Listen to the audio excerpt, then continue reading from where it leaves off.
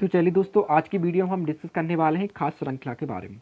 पिछली वीडियो में मैंने आपको खाद्य जाल के बारे में बता दिया था फुल डिटेल्स में। तो आज हम समझने वाले हैं खाद्य श्रृंखला क्या होती है। पारिस्थितिक तंत्र का ये टॉपिक है आपका।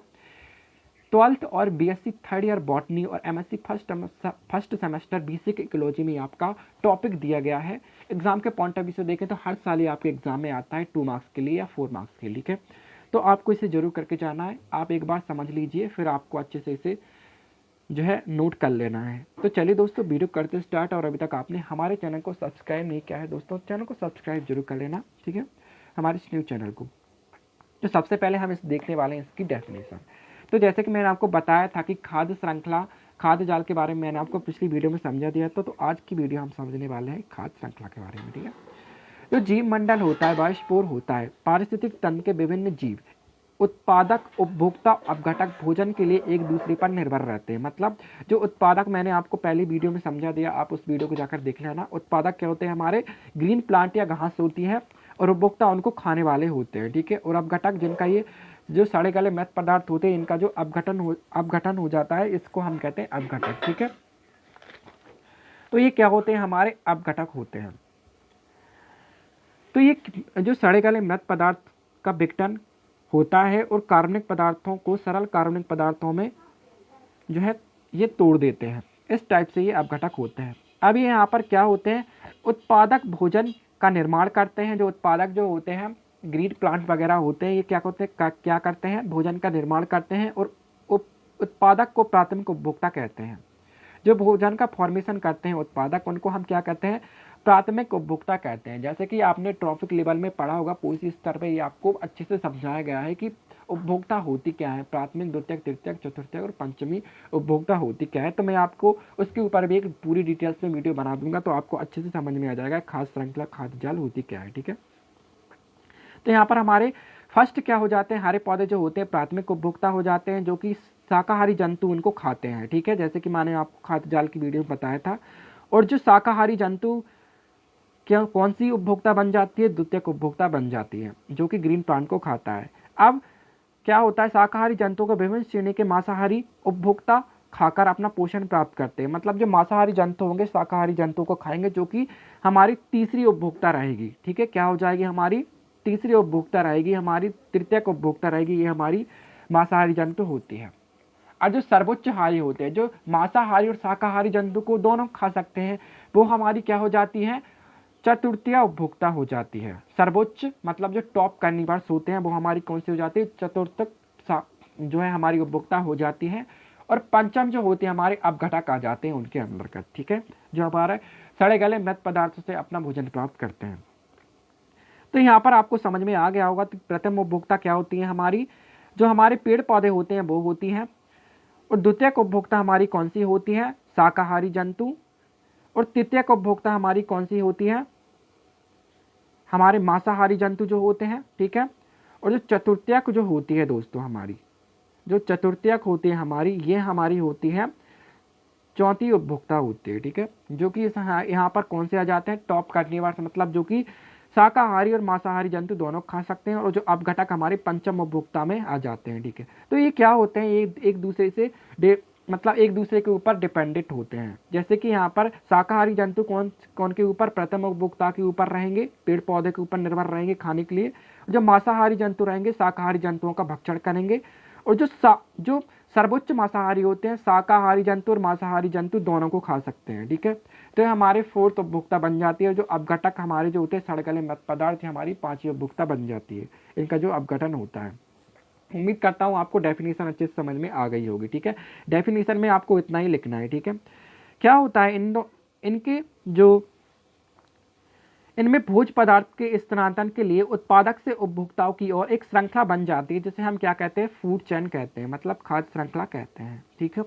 तो आपको अच्छे से समझ में आ गया होगा उत्पादक, उपभोक्ता और अपघटक क्या होते हैं, ठीक है।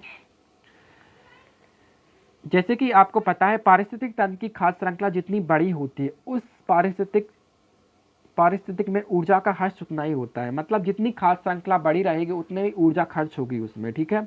हर्ष का मतलब होता है खर्च होना, ठीक है। यहाँ पर सामान्यतः एक पारिस्थितिक तंत्र में एक से अधिक खाद्य श्रृंखलाएं पाई जाती है। मतलब एक पारिस्थितिक तंत्र में एक से अधिक खाद्य श्रृंखलाएं पाई जाती हैं।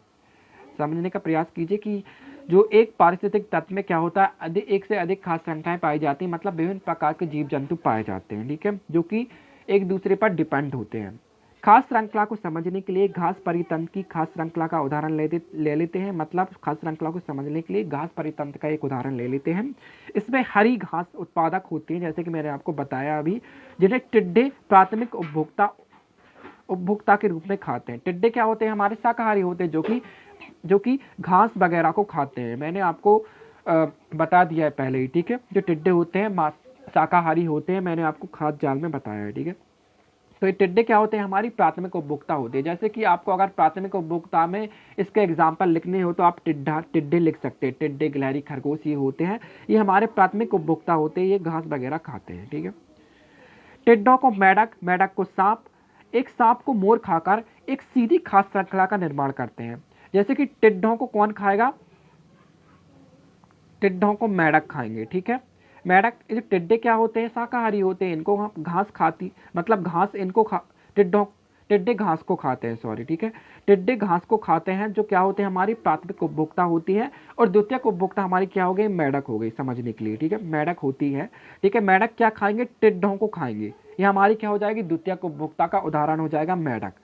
अब जो मेढक होते हैं, अब मेढकों को कौन खाएगा, मेढकों को सांप खाएंगे, जो कि हमारी तृतीयक उपभोक्ता रहेगी। जैसे कि मैंने आपको बताया था, मेढक मांसाहारी हो जाएंगे, शाकाहारी हमारे टिड्डे हो जाएंगे, जो कि मेढक उनको शाकाहारी को खाएंगे, मतलब टिड्डों को खाएंगे, और जो मांसाहारी जो सांप रहेंगे मांसाहारी जो रहेंगे, वो मेढक को खाएंगे, ठीक है, मेढक को खाएंगे। इसी प्रकार मोर सांप को खाकर एक सीधी खाद्य श्रृंखला का निर्माण करता है। मतलब जो टॉप कार्निवर्स होते हैं मांसाहारी, जो खाकर इनको क्या करते हैं, एक खाद्य श्रृंखला का निर्माण कर देते हैं। जैसे कि यहाँ पर मैंने आपको बताया है, उदाहरण के रूप में आप इसे भी लिख सकते हैं, ठीक है। अपनी कॉपी में नोट करते जाइएगा।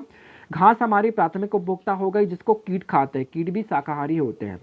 जो मेढक किसको खा सकते हैं, कीट को खा सकते हैं, बिल्कुल खा सकते हैं, क्योंकि मेढक मांसाहारी होते हैं, कीट शाकाहारी होते हैं, क्योंकि एक दूसरे पर ये डिपेंड ही होते हैं। तो मेढक किसको खाएंगे, कीट को खाएंगे। अब यहाँ पर सांप किसको खाएगा, मेढक को खाएगा, ठीक है। ये हमारी कौन सी उपभोक्ता हो गई, ये हमारी हो गई तृतीयक उपभोक्ता, ठीक है। सांप किसको खाएंगे, सांप खाएंगे मेढक को। उसी प्रकार बाज सांप को खाता है। इसी टाइप से क्या होता है, एक खाद्य श्रृंखला बन जाती है, जिसे हम कहते हैं खाद्य श्रृंखला। समझ ही गए होंगे, ठीक है। एक बार और बता देता हूँ। यहाँ पर कीट किसको खाएंगे, घास को खाएंगे, और जो मेढक होते हैं, मेढक किसको खाएंगे, कीट को खाएंगे, और जो सांप होते हैं मेढक को खाएंगे, और बाज सांप को खाएंगे। इसी टाइप से क्या बन जाती है, एक श्रृंखला का फॉर्मेशन हो जाता है, मतलब श्रृंखला का निर्माण हो जाता है, जिसे हम कहते हैं खाद्य श्रृंखला कहते हैं, खाद्य चैन कहते, मतलब खाद्य श्रृंखला कहते हैं, फूड चैन कहते हैं, ठीक है। अब इनके टाइप्स देख लेते हैं। टाइप्स ही बहुत ही ईजी है, इसमें टाइप्स में कुछ ज़्यादा कुछ नहीं है, ठीक है। ये कितने टाइप की होती है, ये 3 प्रकार की होती है, मतलब 3 टाइप्स की होती है खाद्य श्रृंखला। पहले तो होती है परभक्षी, ठीक है, दूसरा होती है परजीवी, और तीसरा होती है मृतोजीवी। तो सबसे पहले हम परभक्षी को समझेंगे, ठीक है। इसमें क्या होता है दोस्तों, इस प्रकार की खाद्य श्रृंखला हरे पौधे से प्रारंभ होती है। जैसे कि मैंने आपको बताया था, इस परभक्षी जो होते हैं हमारे टिड्डे वगैरह हो गए, ये क्या होते हैं, हमारी प्रथम उपभोक्ता होती है। ये किससे प्रारंभ होगी, हमारी घास से प्रारंभ होगी। इस प्रकार की खाद्य श्रृंखला हरे पौधों से प्रारंभ होती है और चरने वाले शाकाहारी जंतुओं से होते हुए मांसाहारी जंतु तक जाती है। कैसे जाती है, मांसाहारी जंतु तक जाती है।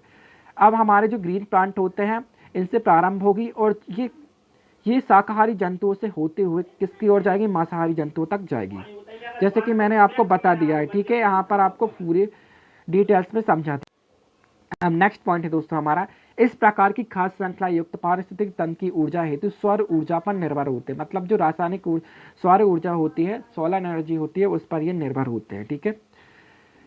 अब इस प्रकार की खाद्य श्रृंखला के लिए किस पर निर्भर होते हैं, पारिस्थितिक तंत्र ऊर्जा, ये सौर ऊर्जा पर निर्भर होते हैं, ठीक है। अब हम देख लेते हैं परजीवी खाद्य श्रृंखला, ये हमारी सेकंड है।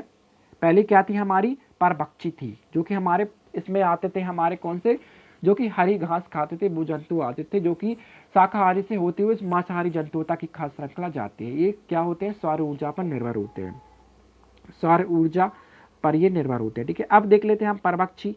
परभक्षी क्या होते हैं, जैसे मैंने आपको बताया था परभक्षी क्या होते हैं, जो परजीवी क्या होते हैं, जैसे कि मैंने आपको बताया था परजीवी जो होते हैं ये पौधे अथवा जंतुओं पर भोजन के लिए आश्रित होते हैं। मतलब ये पौधे एवं जंतुओं से अपना भोजन प्राप्त करते हैं परजीवी। जैसे कि यहाँ पर खास श्रृंखला बड़े जंतुओं से छोटे जंतुओं की ओर जाती है। मतलब जो छोटे जंतु हमारे क्या हो गए, टिड्डे हो गए, और जो यहाँ पर बड़े जंतु को क्या हो गया, हमारा एक शेर हो गया। ठीक है, ये क्या होता है, ये टिड्डे से होते हुए, मतलब यहाँ पर क्या बोल रहा है, यहाँ खास श्रृंखला बड़े जंतुओं से जाएगी होते हुए छोटे जंतुओं को ओर जाएगी। ठीक है, यहाँ पर ये छोटे जंतुओं की ओर जा रही है। ठीक है, यहाँ पर खास श्रृंखला बड़े जंतुओं से छोटे जंतुओं की ओर जाएगी।